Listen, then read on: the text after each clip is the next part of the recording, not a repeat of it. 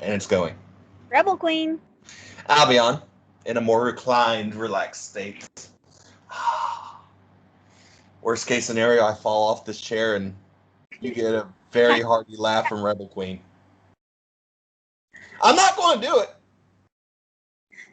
You say that, but the moment you do is when you fall off. Semi-true. Okay, anyway, we're going to talk about the Batman trailer that just came out. Yeah, the movie trailer, the new Batman movie that just came out, that came out with the, as again part of the DC fandom that they've been doing. And if you've watched our last two videos, you know we've been going through these DC fandom things. I don't think we'll do the Wonder Woman one though. That one's that it was like a final trailer, so that one is so close to being out. It's probably just best just to wait till the movie. Yeah, even though the trailer did get pretty funny. It did. Anyway, so we're talking. This is the Batman trailer that they released for DC Fandom that they did recently. I'll let her go first because I know she has wonderful thoughts on this movie. Okay, okay, first off,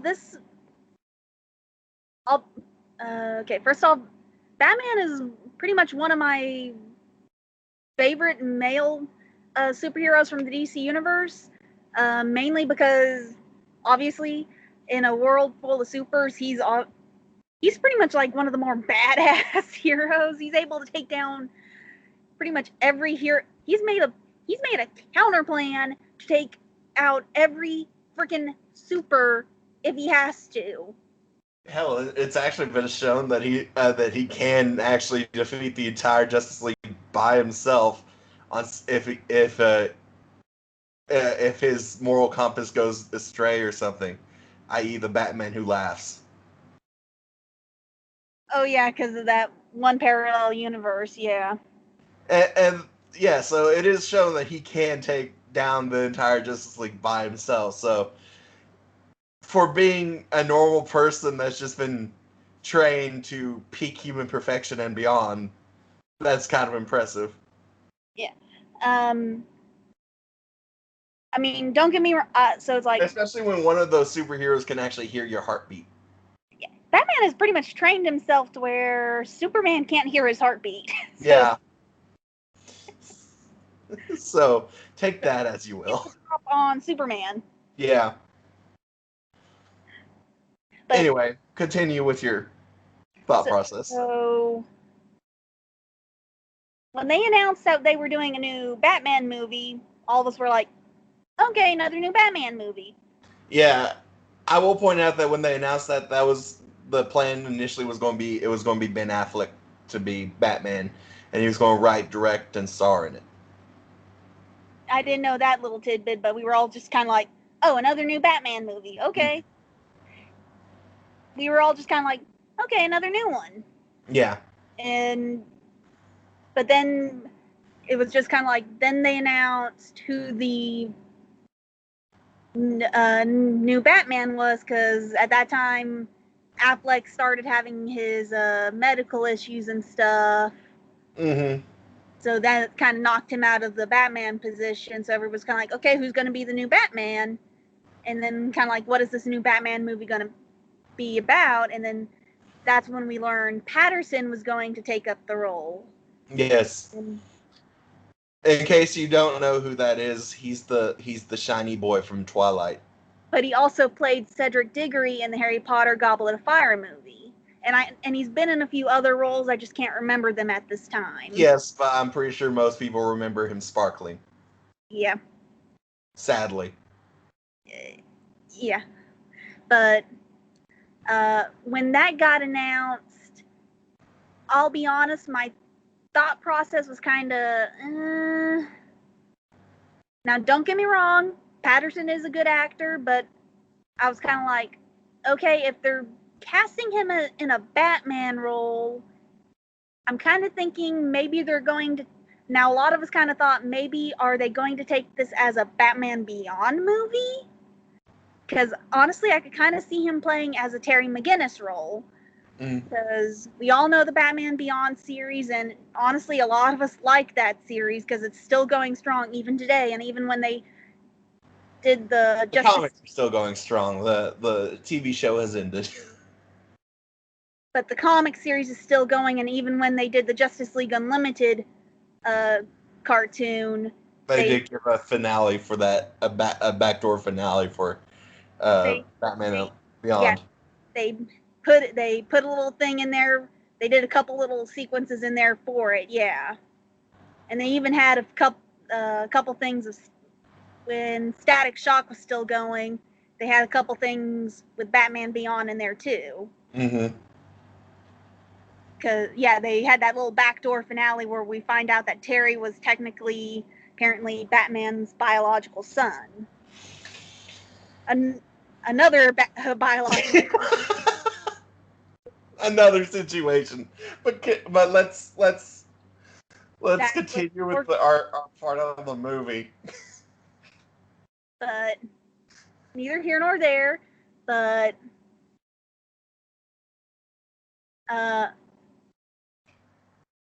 apparently they didn't decide to go that route, even though apparently Michael Keaton apparently said, yeah, no, I would be, even though Keaton said he'd be more than happy to, if they decided to go that route, said he'd be more than happy to take on the old man Bruce Wayne role to fill that role for a Batman movie. Yeah. And if you don't know that Michael Keaton ever did do a Bruce Wayne role, Tim Burton actually. The two Tim Burton movies were Michael Keaton. Yeah. And even though apparently people were kind of skeptical, those movies are good because. So I guess let's get my part of this part out of the way. So I withhold judgment on him as Batman until I see the movie. And the reason I have that policy, at least for Batman, is because I don't hurt myself. Is because in the past, as she mentioned with Keaton, this happened with Keaton. I think Ben Affleck had a little bit of it. And then I know Heath Ledger had it for Joker. Usually, in terms of Batman movies, and this is really just Batman, it hasn't really happened with any of the other superheroes. Usually, in terms of Batman movies, a lot of times whenever the person gets some backlash or flack for being casted as either Batman or Joker, they usually end up turning out pretty well. I don't remember how people reacted to Jared Leto casting for Joker. If there was any backlash on that or not, but he might be the exception to the rule. But for the most part, usually the backlash usually results in a pretty decent or good Batman thing. So I reserve judgment on his casting and him as Batman until I see the movie. Although, based on what I've seen in the trailer, I actually think he might do pretty decently. Yeah, speaking of, like, kind of as he's going on this, now, like I was saying, Patterson is a good actor. I'm not saying he's bad or anything, but, and kind of going from what we're seeing with this trailer, it's not like a new Batman or an experienced Batman. He's kind of in the middle. It's like year 2 or year 3. Year 2 or year 3 is probably the best way to describe this Batman. He's not new, but he's not experienced. He's still dealing with it. I'm guessing the villains that show up, which we do know the Riddler is going to be in there. From what we're seeing from the trailer, it's the Riddler. It's the Riddler, Penguin, and Catwoman shows up, and this might be a love sequence. Yeah, this might be like his first super villain or villain showing up, because a lot of times his first year as Batman is usually just dealing with the mob. Yeah, but I'm just saying, like, with Patterson, we all kind of thought when he got announced for the Batman stuff, we all kind of thought, oh, they're taking this in the direction of Batman Beyond, because we obviously have the cinematic tech and stuff to initiate like the Neo Gotham and stuff. And then they said no, he's playing Bruce Wayne. Yeah, but it's like, because I'm not judging. I mean, obviously, from what I'm seeing in the trailer, it does look good. Mm-hmm. Hopefully the script actually holds up, because I mean, he can be a good Batman / Bruce Wayne, but if the script's terrible, I will say this: there is one point in the trailer where I'm like, I could see him as somebody other than Bruce Wayne, and it's like the last scene of the trailer after they show the title and they show him holding the cowl and he takes off the cowl and he's putting it down, and they show him with the black paint over his eyes to add to the blackness of the cowl thing. Um, that scene, I'm like, he kind of looks like he could be a decent Nightwing. well, to be honest, with the fact that he, as you kind of brought up, he did the whole Twilight stuff, which honestly, Neither of us are fans of Twilight. Okay, let's just get that out of the way. Yeah. We both agree that vampires shouldn't sparkle. Yeah. I only saw like a few of the movies, and I only read the books to make sure I understood what the hell everybody was going gaga over. She got farther than I did. I saw 5 minutes of the first movie and was like, nope. Yeah.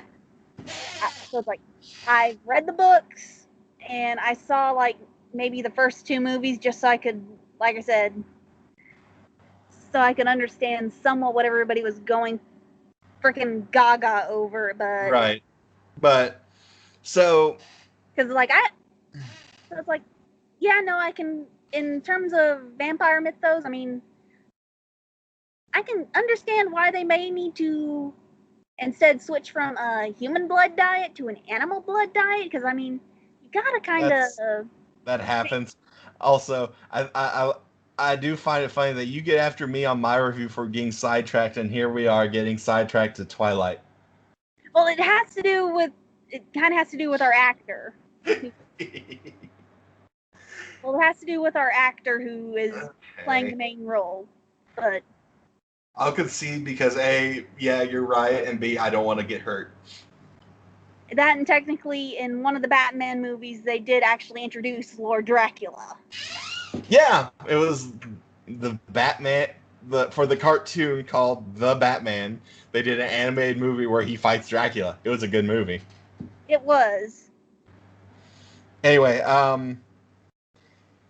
so also we do get to see him in the bat suit, and I have to admit the bat suit looks pretty good. And it was actually kind of funny with that Batman animated movie that the Penguin in that one actually got turned into Renfield. just pointing that one out. Okay. I had to throw that in there. Sorry. I know. I was expecting you to say something about the bat suit, and all of a sudden, it's funny about that Batman. But no, the bat suit in this movie, from what we're kind of seeing, they're taking it on a more armory approach from what we've seen in the other bat suits so far, from what little we've seen in the trailer so far. But it doesn't look bad. It looks pretty good. Yeah. Like I said, just so far from what we've seen in the trailer so far, they've just kind of taken it a more kind of armor approach. Yeah, and the Batmobile's more of a more classic design than some of the more recent over the top. Over the top. Yeah, if you've seen any of the more recent movies with the Batmobile, yeah, it looks more like a tank. More or less tank, especially like the 3 Christopher Nolan movies, Christian Bale movies, where his is pretty much a tank.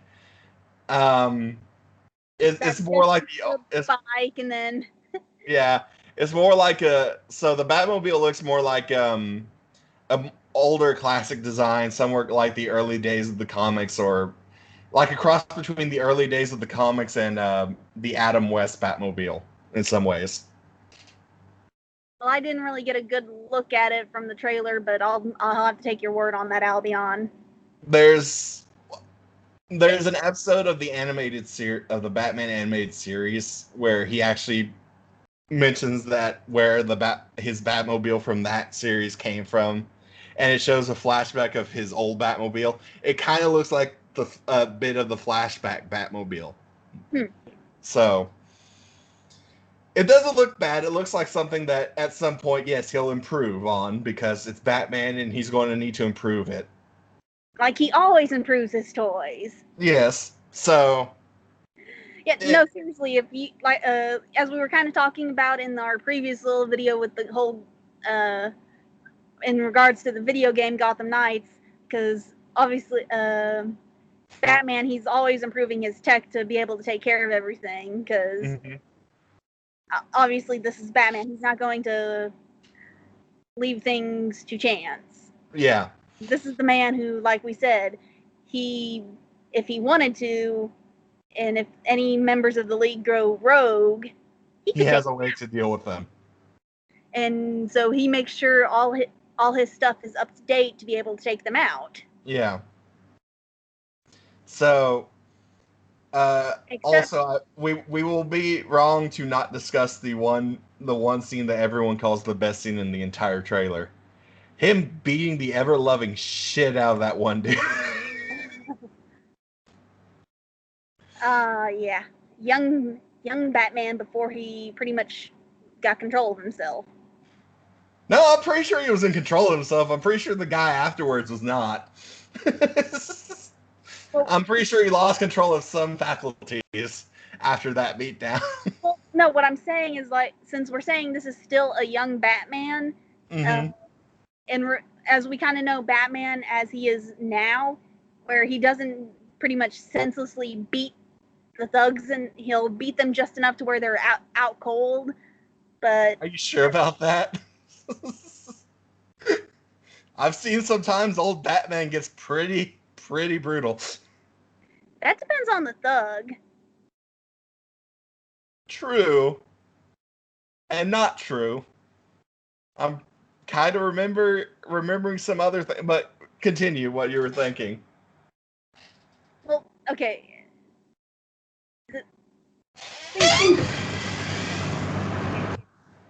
Like I said, it depending. Basically, like, he's just, as you're saying, he's wailing on the guy, and then all the others are just like in the background, like going, "What the hell?" And he responds because they asked him, "Who do you think you are?" He responds with, "I am vengeance." At which point I was very happy. Yeah, I'm seeing that clip and I'm like, well, yeah, this is definitely a young Batman movie. Because, like I'm saying, this is basically... Because, honestly, the older Bruce Wayne, the more experienced Batman, he kind of got a little more control of himself. And because, yeah, he may have been pissed or upset at what thugs were doing and stuff, but he wouldn't kind of go full melee on a guy like he did in that scene. Or at least he wouldn't go as badly as he did. But it would still kind of depend, depending on the thug and stuff and what they were doing. Yeah, he may still probably would have gotten a few more punches or kicks in depending on what they were doing. But he wouldn't, like, just brutally beat the shit out of them. Okay. Agree to disagree, but sure. But yeah, so the trailer looked good. I'm withholding judgment on him as Batman until I see the movie. Yeah, and the full script, because, I mean, after all, the actor can be good, but if the script doesn't hold up to the actor, it's... I mean, we've all seen it before. Actors and stuff can be perfect, but if the script and its story doesn't hold up. Yeah, I'm pretty sure Ben Affleck had that situation before. Before he went to DC. What was that? Oh yeah, a certain Matt Murdock, blind lawyer. And to be fair, Ryan Reynolds had that situation too.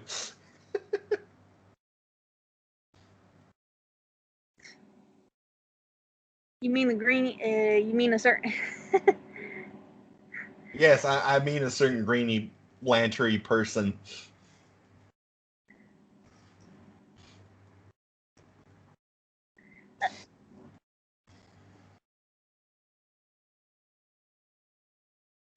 Yeah, I kind of wish they would hurry up and redo that Green Lantern movie. Might be a while. But so far, the trailer looks interesting, and I'm looking forward to it. Anything else you want to add? Not that I can think of at this moment. Me neither. So, guess that's it for the video. Yep. So, see you guys in it. Oh, it got brought up on the news, but for all of you guys not wearing your mask correctly, I mean, it got brought up on the news. Just covering your mouth is not enough. You need to be covering your mouth and your nose. So okay. Anyway, that happens. Anyway, sorry. bye. Bye.